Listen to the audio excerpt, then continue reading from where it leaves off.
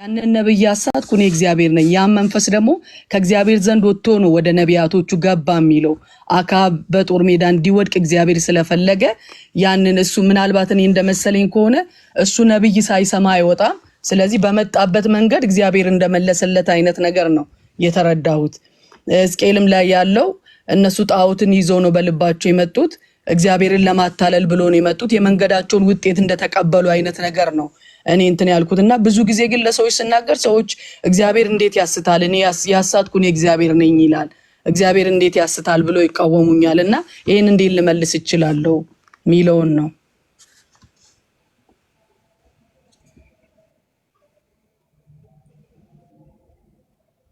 ምናልባት እኔ ኮንቴክስቱን ለማየት ሞክራለሁ፣ ግን ቃሌ ጥያቄው አልገባኝም ቱ ቢ ሆነስት።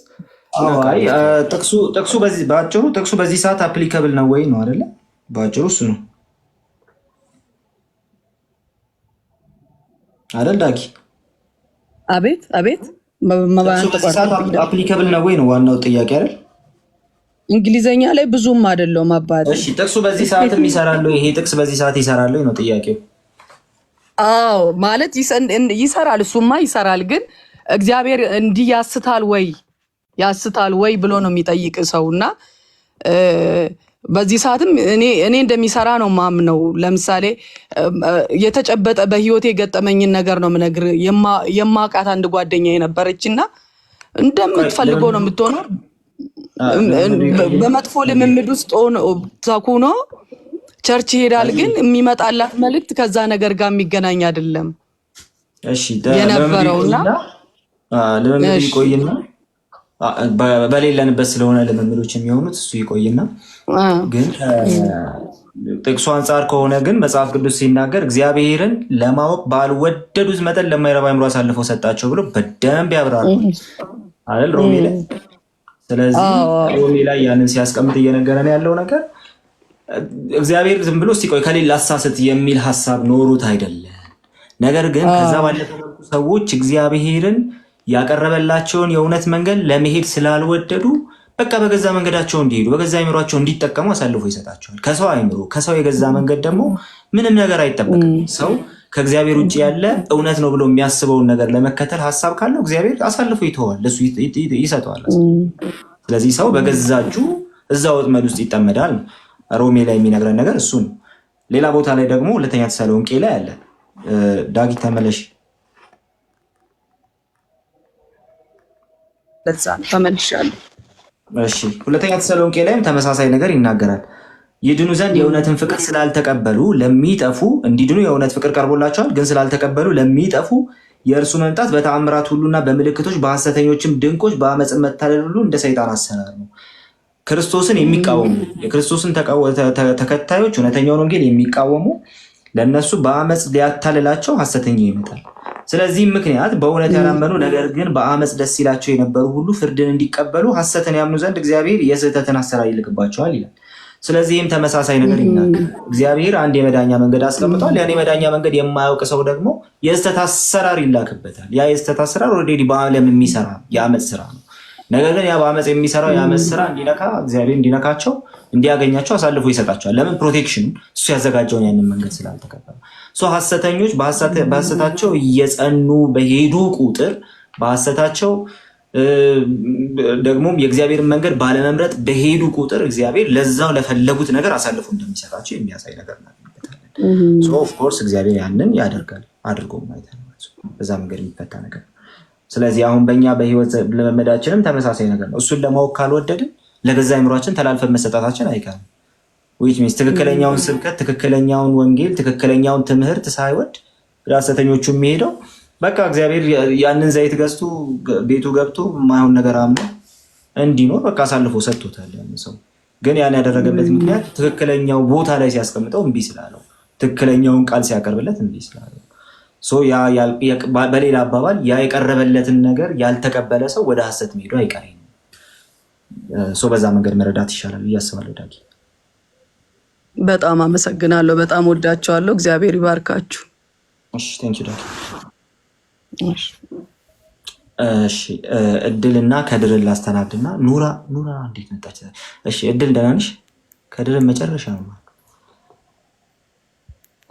ሰላም ቃሌ እንዴት ነህ? ገና እየገባች ነው። እኔን አስተናግደኝ መጀመሪያ። እድል እንዴት ነሽ? ቅድም ገብታ ነበር። እድል ማስተናገድ ትቀበላለህ? አዎ አጋጣሚ በሲስተር አካውንት ገብቼ ነው። እሺ ቅድም ገብታ ነበር አይደል? ይቅርታ። አዎ ገብቼ ነበር። ትንሽ ኔትወርክ አስቸግሮኝ ነው የወጣሁት። እሺ እንዴት ነህ? ሰላም ነው እግዚአብሔር ይመስገን። በጣም የምንከታተለው ወንድማችን ነህ። በጣም እናመሰግናለን። አንድ ሁለት ጥያቄ አለኝ። የመጀመሪያው ጥያቄ ምንድነው? በመጽሐፍ ቅዱስ ዙሪያ ነው። እሱም ትክክለኛው ከሐዋርያት የተሰጠን ኦር ደግሞ ትክክለኛው 81 አሃዱ 66 አሃዱ ብለን ልንቀበለው የምንችለው መጽሐፍ ቅዱስ የትኛው ነው? የማንቀበልበት መንገድ የቱ ነው? ለምሳሌ እኔ የወንጌል አማኝ ነኝ፣ 66 አሃዱ ነው የማውቀው። ያንኛውን ግን የማንቀበልበት ምክንያት ምንድን ነው? ይሄ ነው። ሁለተኛውን ልናገር እስቲ ንገረንና አንድ ላይ መልሰዋለሁ። በአጭሩ ነው መልሰው፣ የቀኖና ጉዳይ ሰፊ ስለሆነ በአጭሩ ነው መልሰው። ኦኬ እሺ። ሁለተኛው ምንድነው? አንድ ሰው በጌታችን በኢየሱስ ክርስቶስ አምኖ ከዳነ በኋላ ይሄ ሃይማኖት የሚባለው ተቋም ውስጥ የግድ መያዝ አለበት ወይ? ማለት ታውቃለህ፣ በዚህ በፕሮቴስታንት ምናምን እያንዳንዱ የራሱን ዴፊኒሽን እንደፈለገ እያወጣ የሚመዝበት በአንዳንድ አስተማሪዎች የተነሳ ማየውን ነገር የሚደረግበት ነገር ነውና የግድ በአንድ ተቋም ውስጥ መያዝ አለብን ወይ? ይሄን አብረህ ብትመልስልኝ ደስ ይለኛል። እሺ የመጀመሪያው ከመጀመሪያ ከመምተም ከማድረግ በፊት ግን የት ቸርች ነህ? እኔ መካነ ኢየሱስ ነኝ። መካነ ኢየሱስ ነህ? እርግጠኛ ነህ? አዎ መካነ ኢየሱስ ነኝ። እሺ ያው መካነ ኢየሱስ ከሆንክ ከሁለተኛው ከመጨረሻው ጥያቄ ልጀምርና ሰዎች በተቋም መያዝ አለባቸው ወይ? ተቋም እያልን ያለ ነው ህብረቱን እስከሆነ ድረስ ራይትሊ ሳክራመንት የሚሰጥበት ወይ ደግሞ ራይትሊ በትክክል ሚስጥራት የሚሰጡበት ሚስጥራትን የምንቀበልበት ህብረት ያስፈልገናል። ካለበለዛ ክርስቲያን ከቤተ ክርስቲያን ውጭ ማለት አሳ ከውሃ ውጭ ማለት ነው።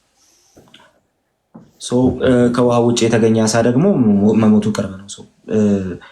መያዝ አለበት፣ ግዴታ ነው፣ መያዝ አለበት። ሌላው ግን አንድ ግልጽ ያልሆነልኝ ነገር እዚህ ጋር ሁሉም ሰው ፕሮቴስታንት ውስጥ እንደፈለገ የሚፈታው ያልከው እንደፈለገ የሚፈታ ፕሮቴስታንት የለም። ፕሮቴስታንት መካነ ኢየሱስ ነው ያልኩ ለዛ ነው። ለምሳሌ አንተ ቸርች እንደፈለገች አትፈታም፣ በምንም ታምን እንደፈለገች አትፈታም። በዛ ውስጥ ግን የተለያየ ቪው አለ ያልከን ከሆነ ምናልባት እንደሱ የተለያየ ቪው መኖሩ ከጥንት ጀምሮ ቤተክርስቲያን የተለመደ። ለምሳሌ ጥምቀት ላይ ብትሄድ ጥምቀት ላይ ህፃናት ይጠመቁ ወይስ አይጠመቁ የሚለው የመካነ ኢየሱስና የመሰረተ ክርስቶስ የምልከታ ልዩነት ብቻ አይደለም። እዛው 3ኛው ክፍለ ዘመን ላይ አርጌንስ እና ጠርጡለስ ተለያይተው ታገኛቸዋለህ በዚህ ጉዳይ ላይ ማለት ነው። ጥምቀቱ ለድህነት ሆኖ ግን ለድህነት ማን ይጠመቅ ለሚለው ጉዳይ ማለት ነው። ሌላው ደግሞ ኢቭን ሰው ሲጠመቅ ከምንድን ነው የሚድነው የሚለው ላይ እዛው ዮሐንስ አፈወርቅና አውግስጢኖስ የተለያየ ምልከታ ነበራቸው።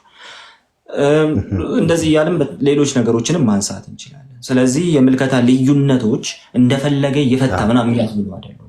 እሱ የክርስቲያን ቴዎሎጂ ባህሪ ነው በራሱ በቃ ከጥንት ጀምሮ የነበረ ባህሪ ነው። እዛ ላይ ግን እውነተኛ የምንላቸው ሴንትራል የሆኑ የወንጌል እውነቶች አሉ።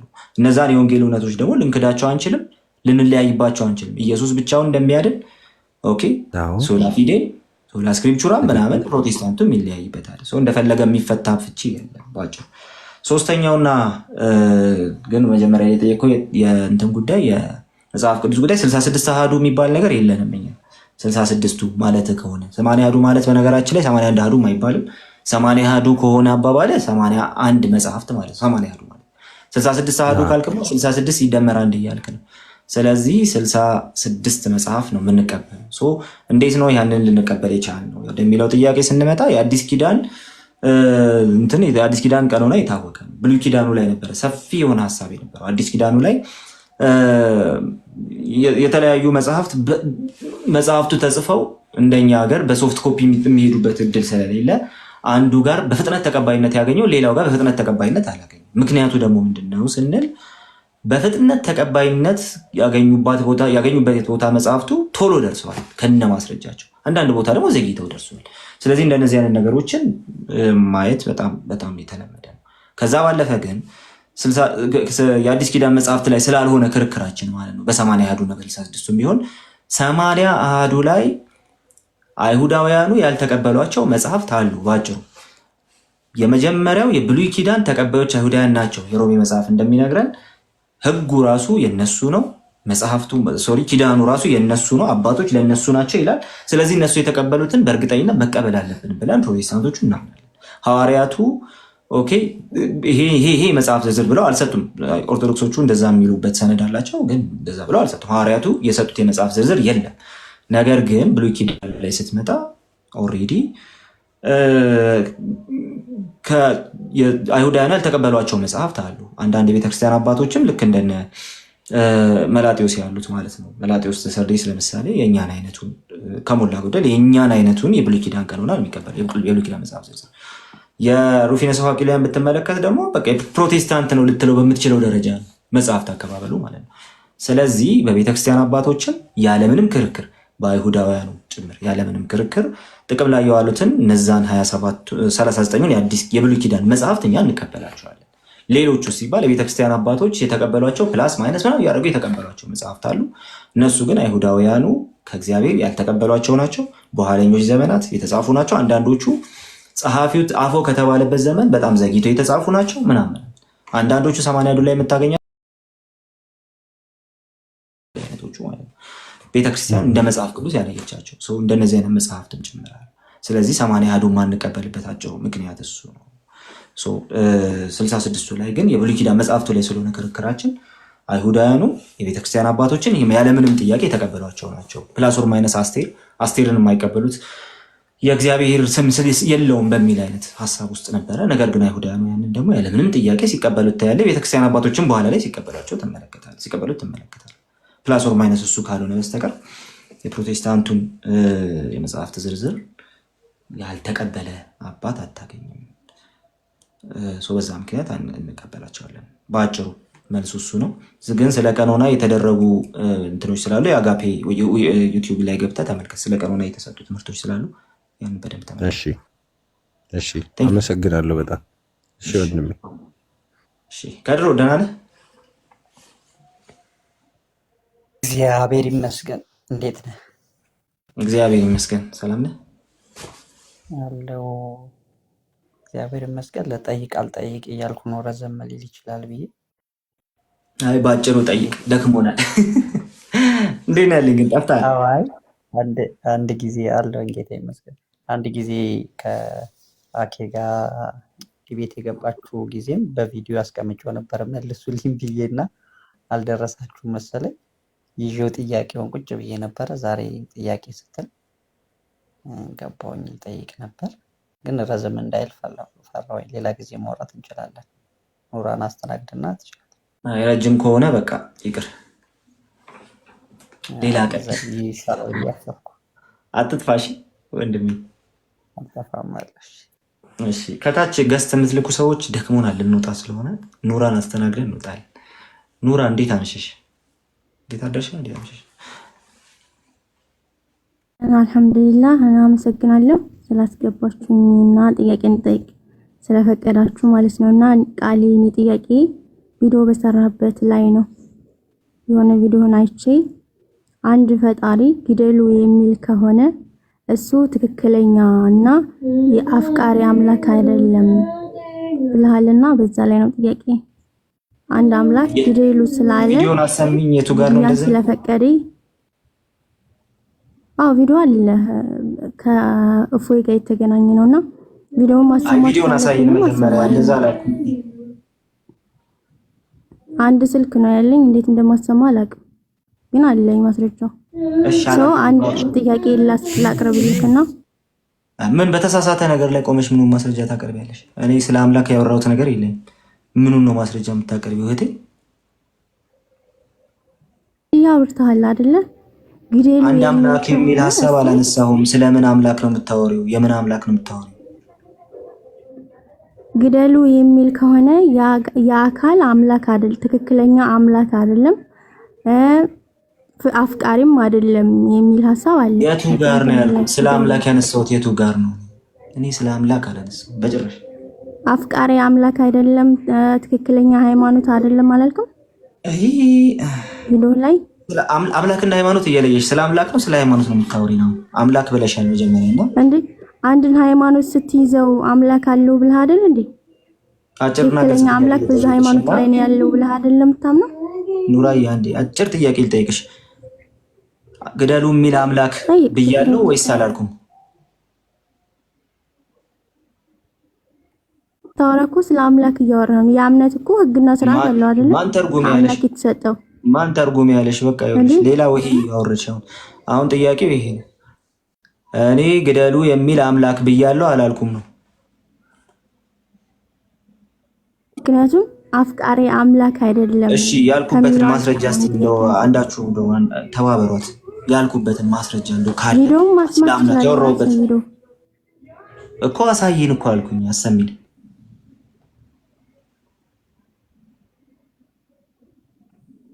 ስልክ እንዴት ነው ማሰማህ? አንተ የሰራው ቪዲዮ? እሺ አሁን የሰራሁትን ቪዲዮ ነው አይደለ? አሁን የሰራሁትን ቪዲዮ ነው አይደል? እኔ ላሰማሽ? አሁን አይደለም ልካፉ ፈቃደኛ ነሽ ላሰማሽ ወይ? ስለ ግድያ ነው ያወራውና እኮ እሺ ላሰማሽ ወይ ያልኩት ከሆነ ትክክለኛና አፍቃሪ አምላክ አይደለም ስላልክ አንተ የምታመልከው አምላክ እኮ ላሰማሽ ወይ? ስለዚህ አንተ የምታመልከው አምላክ ኧረ ረጋቤ እባክሽ። አዎ ማሰማት ትችላለህ። አትሰተንሽ እኮ ነው። በቃ ረጋቤና አሁን ላሰማሽ ስለ አምላኬቱ ጋር እንዳወራው እንግዲህ። ሰላም ውዶች እንዴት ናችሁ? የጌታ ጸጋና ሰላም ከሁላችን ጋር ይሁን። ሰሞኑን ወንድማችን እፎይን የተመለከቱና በሙስሊም ወገኖች የተሰሩ አንዳንድ ቪዲዮዎች ጋይስ ቪዲዮን ያላያችሁት እየሰማችሁት፣ እሺ መልእክቱን በደንብ እንድታውቁት፣ ለእሷ ሳይሆን መልእክቱን በደንብ እንድትረዱ፣ እንድትሰሙት፣ እንድታስተላልፉት፣ ፎርዋርድ እንድታረጉት እየሰማችሁ ዞር ዞር እያልኩ እያየሁ ነበር። ታዲያ ከነዛ ቪዲዮዎች ውስጥ ይገደል የሚል በዛ ያለ ቁጥር ያላቸው ቪዲዮዎችን አየሁና አንድ ጥያቄ ጠየቅኩኝ። እነዚህ ይገደል የሚሉ ሙስሊም ወገኖች አስተምሯቸው ስለሆነ ነው ወይስ ደግሞ እንደው ከሜዳ ያመጡት ትምህርት ነው? ይህንን ወደ በኋላ ላይ ትንሽ ለማየት እንሞክራለን። ነገር ግን መጀመሪያ እስቲ ከነዚህ ቪዲዮዎች መካከል አንዱን እንመልከትና እንመልስ። አንድና አንድ ይታሰር ይባላል። በራሱ ሰርጎ መስታሰር የለም። እንገለዋለን። እኔ አንድና አንድ ያለበትን ቦታ ብቻ ጠቁሙ ይለኝ እንገለዋለን። እየሰማችሁ ነው። ታውቃለህ ያተጥበል ያተጥበል ታውቃለህ 27 ደውላችሁ ንገሩኝ። ነገር ምን አልሽ? ባይዘው ይሄ አሁን አንተ የምታሰማኝ ቪዲዮ አይደለም። ምናልባት ምንድነው ሐሳባችሁ የምትለው እህቴ ሙስሊም ከሆነች ትግባና ታሰማ። መጀመሪያ ላይ ምናልባት ይሄን ይሁን ቪዲዮ አረ ችግር የለውም። ምናልባት ኦኬ የሆነ ነገር ሰርተሻል መሰለኝ። እሺ አንዴ ላውጣልሽ። ምን ችግር አለ?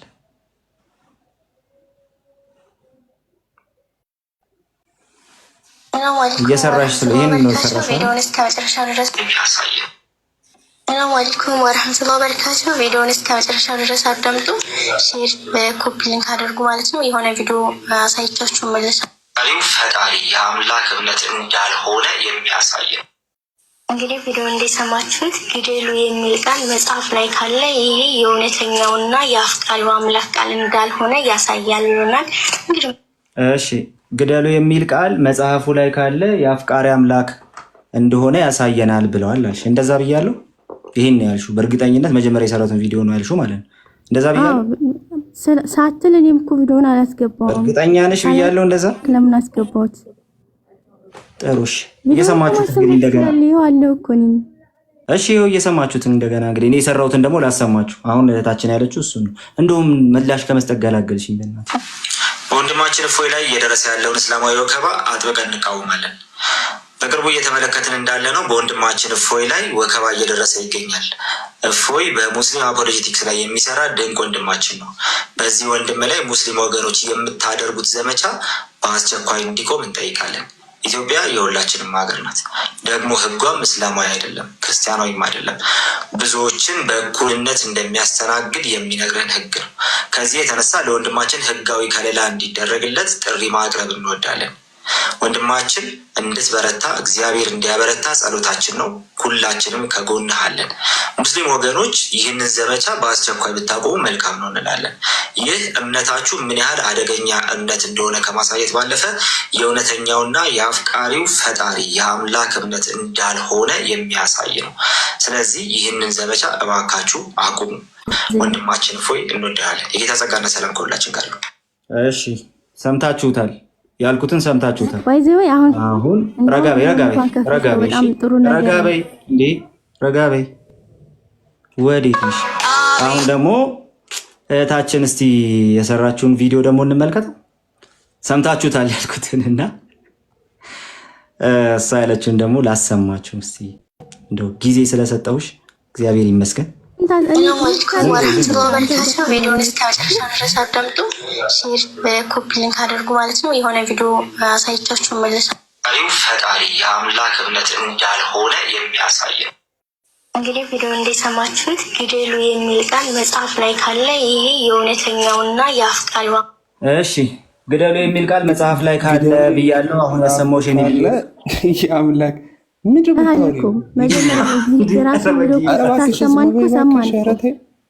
ግደሉ የሚል መጽሐፍ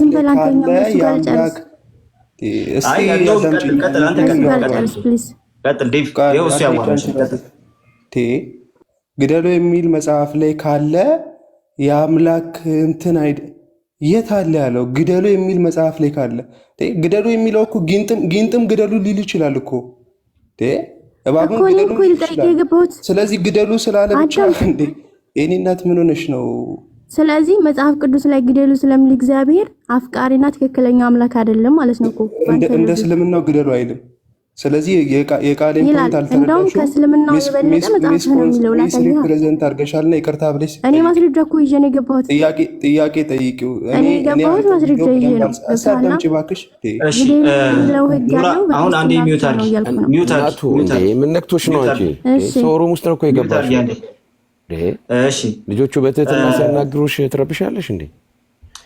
አንደኛ ጊዜ ሰጥቼ እያዋራሁሽ ስለሆነ በጣም መጠንቀቅ ነበረብሽ።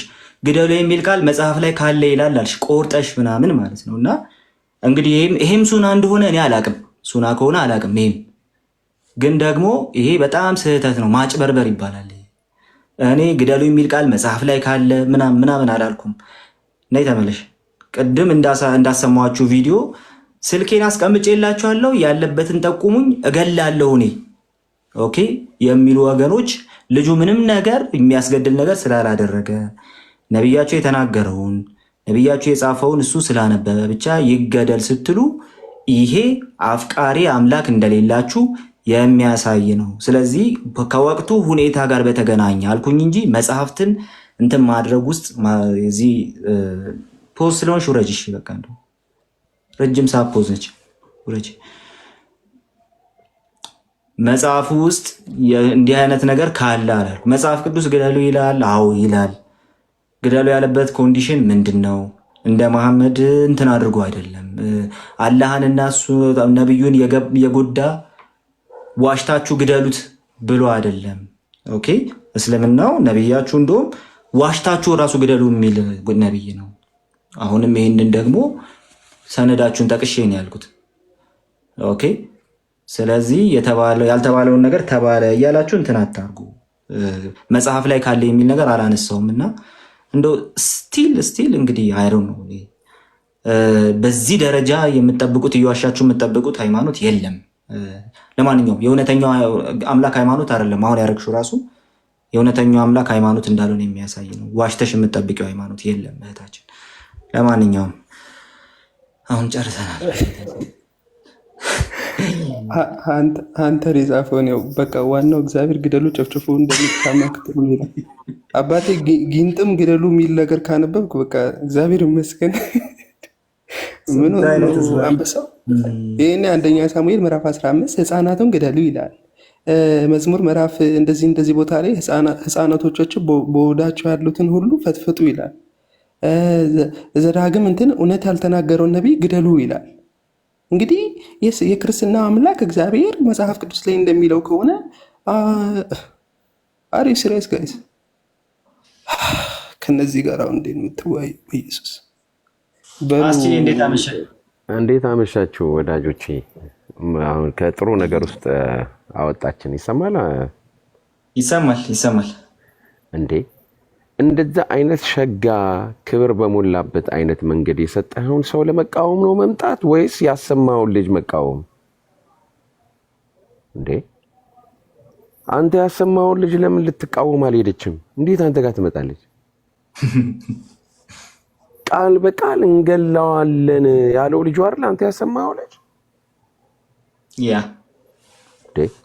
እንደዚህ ያለው ልጅ ትታ አይ ያለ አግባብ ፍትሃዊ ባልሆነ መልክ እንዲህ ባለ ነገር እንዲህ አይነት አዋጅ አሁን የሚያውጁትን አይነት አዋጅ የሚያውጅ ከሆነ ይሄ አምላክን በሚል ሐሳብ አቀረብከው እንጂ አንተ እንዴ በጣም የሚገርሙ ናቸው። ግን ማለት ሁሉም እንዲገባበት ፈለጉ እንዴ እነዚህ ሰዎች?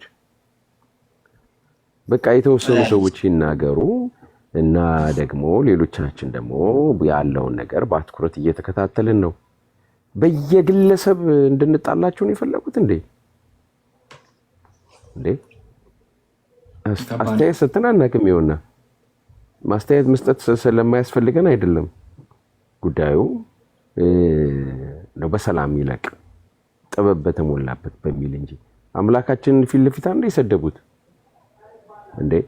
ቆይ ቃልዬ ቅድስት ድንግል ማርያም በመንፈስ ቅዱስ አላህ በስትንፋስ ኡፍ ብሎባት እንደ ጸነሰች አይናገርም እንዴ ቁርአን? ያ እንደዛ ይመስለኛል ነው ያነበብኩትኝ የሰማሁትም ወይም እንዴ። እና ደግሞ የሚወለደውም ደግሞ የአላህ ቃል ወይም ደግሞ ሩህ ነው ብሎ እዛ መጽሐፋቸው ላይ ተጽፏል። ግን ነውር በሆነ መንገድ አንዲትን ልጃገረድ እንዲህ አድርጎ ደም በደም አድርጎ እንዲና እንደዚህ አድርጎ እያሉ የተናገሩት እነሱ አይደል እንዴ? አልቻልኩም። ምን ያልሰማሁትም ራሱ አላስቻለኝም። በጣም ነበር ያ እንዴ መጽሐፋቸው ላይ በዛ መልክ ተቀምጦ እንዲህ ባለ ነውረኛ ንግግር ሲናገሩ ዝም ስለተባሉ እዚህ መታ ደግሞ እንደገና ዘራፍ ትላለች እንዴ? እንደዛ ናቸው እንግዲህ ወገኖቻችን። ደግሞ ቪዲዮ ሰርታ አሁን ነው እንጂ የሰማሁት እና መጽሐፍ ላይ ካለ አለች እና በጌታ ስም እንደዚህ በመዋሸት የሚከብር አምላክ ይሄ በመዋሸት የሚከብረው አምላክ ራሱ እውነተኛ አምላክ አይደለም። እንደው አትሊስት የሙስሊሞች አላልኩም፣ ያንቺ አሁን የገባሽው ልጅ ያንቺ አምላክ እንግዲህ የሙስሊሞችም ከሆነ ከባድ ነው። ለማንኛውም ይሆንላቸውና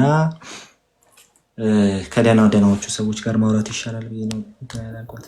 በልማንደር ከወነሰሱ መንፈስ ነው ያወጣችን። እባክህ ደህና ሙዲ ምን ከመሰለህ አሱ ጸልይልና ጨርስ። ምን አይነት እንደ ቀጥሩ እንትን ውስጥ የነበርነውን ሰዎች ተጠበቀች። እሺ በእውነቱ በጣም ቆንጆ እንትን ያደረከው ቃልዬ። እግረ መንገዴን የሚረዳም ሰው ያስፈልጋል። ረጅም ሰዓት ስትቀመጥ ወንድሞችን ጋብዛቸው እንጂ ብቻህንማ አችልም፣ እንገላለን። ተባረኩ። ዛሬ ያልተመቸው ሆኖ ነው እንጂ ብቻዬን አልነበርኩም። ዴቭ መጣልኝ በኋላ ላይ። በርግጥ ተባረኩ። ዴቫዬ ተባረክ፣ እግዚአብሔር ይባርክ። ይልቁኑ እንትኑን አስቀናኝ በእናትህ ዘ ሞዛይክ ኦፍ ክርስቲያን ቢሊፍ የሚለው ወደድከው? በጣም የመጨረሻ ምርጥ ነው። በጣም የጎመጀውበት መጽሐፍ ነው። በጣም የእሱ መጽሐፍ ሌላ አንድ ትልቅ መጽሐፍ አለኝ ሂስቶሪካል ቴዎሎጂ ላይ። በጣም ጎበዝ ሰው ነው። ሂስቶሪካል ቴዎሎጂ ላይ በጣም አሪፍ ነገር የሰራ ሰው ነው። ቆንጆ መጽሐፍ ነው። መቶልኝ ማለት ነው መጽሐፍ። ያው ቆየ እኮ ግን ያው እንትን ነው እንዳልኩ ነው። ያ ቃል እረዳለሁ። ተባረኩ። እግዚአብሔር ይባርካችሁ ወገኖች፣ በመጽሐፍ የምታግዙ ወገኖች እግዚአብሔር ይባርካችሁ። በቃ ጸልየን እንጨርስ። ያ እግዚአብሔር ሆይ እናመሰግናለን። በየዕለቱ በየጊዜው ለኛ ለመንፈሳዊ እድገታችን የሚሆን ቃልህን እያስተማርከን ስለሆንክ እናመሰግናለን። ልጆችሽ ከእግዚአብሔር የተማሩ ይሆናሉ። ከዚህም የተነሳ የልጆች ሰላም በቃ ይሆናል። አንረበሽም፣ በትምህርትም ንፋስ አንፍገመገምም። በመሰረታችን ላይ ጸንተን እንድንቆም የሚያስችለንን ቃል እያስተማርከን ስለሆነ እናመሰግናለን። እነዚህን ባሪያዎችን ባርክ። በትጋት እያገለገሉ ስለሆነ እንቅልፋቸውን፣ ጊዜያቸውን፣ ቤተሰቦቻቸውን ዋጋ ከፍለው ነው የሚያገለግሉትና በነገር ሁሉ እንድትባረካቸው በኢየሱስ ስም ጸልያለሁ። መልካም ሌሊት ይሁንላችሁ፣ መልካም ምሽት ይሁንላችሁ። ለሁላችሁም ተባረኩ በኢየሱስ ስም አሜን። አሜን። ተባረኩ ጋይስ፣ እግዚአብሔር ይባርካችሁ። መልካም አዳር ይሁንላችሁ። ባይ